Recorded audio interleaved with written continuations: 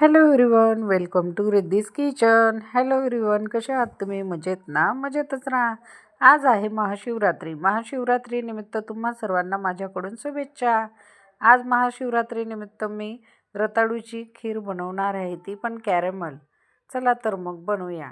अगोदर मी कढईत पाणी ठेवले आणि रताळू स्वच्छ धुवून चाळणीत ठेवले आणि त्याला 10 मिनटं वाफवून घेऊया आपण चाळणीत. 10 मिनटं मस्त वाफून झाले की आपण चेक करूया. रताळू शिजून झालेले आहे. मग आता त्यांना एका साईडला थंड करण्यासाठी ठेवूया. रताळू थंड झाले की आपण त्यांची साल काढून घेऊया. सर्व रताळूंची साल काढून घेऊया. चाकूनही काढता येतं, पण मी हातानेच सर्व रताळू मस्त साल काढून घेतली आहे. रताळू पण छान पांढरे शुभ्र आहेत. हे बघा, तुम्हाला तर दिसतच आहे. रताळू घेताना थोडे मोठ्या साईजचे घ्यायचे, म्हणजे आपल्याला शिजवून त्यांची साल पण छान आरामात काढता येते. आता रताळूंची साल आपण सर्व काढून घेतली आहे. आता मी रताळू मस्त बारीक किसून घेणार आहे. एक छोट्या किसणीने मग रताळू सर्व किसून घेतले. यातले मी 2 ते 3 रताळू बाजूला काढून ठेवले आहे. मी साधारण 1 किलो रताळू घेतले होते, पण त्याच्यातले 2 ते 3 रताळू बाजूला काढून ठेवले आहे.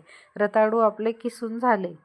आता कढईमध्ये एक वाटी साखर कॅरमल होण्यासाठी ठेवूया.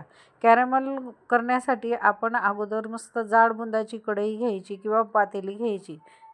तिच्यात आपण मस्त कॅरमल होते आणि गॅस हा मंद आचेवर ठेवायचा. याच्यात पाणी घालायची गरज नाही. अगोदर साखर वितळून घेऊ आपण. त्यात मी 1 चमचा साजूक तूप घातला. हे बघा, आपले साखर मस्त बारीक छान वितळून झाली आहे, कॅरमल होऊन गेली आहे. आता याच्यात मी अर्धा लिटर दूध टाकणार आहे. दूध टाकताना जरा स्पीडली टाकायचं आणि मिक्स करायचं, नाही तर साखरचा गोळा तयार होऊन जातो. आता मी सर्व ड्रायफ्रूट्स टाकून घेतले. काजू, बदाम, पिस्ता आहे. दूध चांगलं गरम झालं की जे आपण रताळू किसले होते ते आता आपण यात घालून देऊ आणि मिक्स करून घेऊया. रताळू शिजून आपण किसले होते, त्यामुळे जास्त खीर ही काही आपल्याला शिजवायची गरज नसते. पण आपण त्यांचं पूर्ण चव एकत्र होण्यासाठी 5 ते 7 मिनटं ही छान शिजवून घेऊया. रताळूचा किस पण आपण पूर्ण मिक्स करून घेतला. ड्रायफ्रूट्स आणि 1 चमचा साजूक तूप असे घातले होते.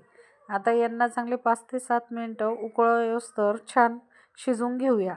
हे बघा, आपल्याला दिसतच आहे की किती छान खीर ही मस्त दाटसर झाली आहे. एक 5 ते 7च मिनटं आपण हिला मस्त शिजवून घेऊया. नेहमी साबुदाणे खाऊन कंटाळा येतो.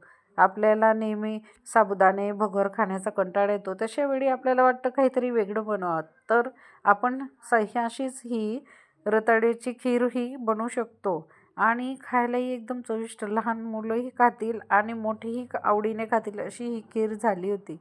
आमच्या घरी तर सर्वांनी आवडीने संपवली.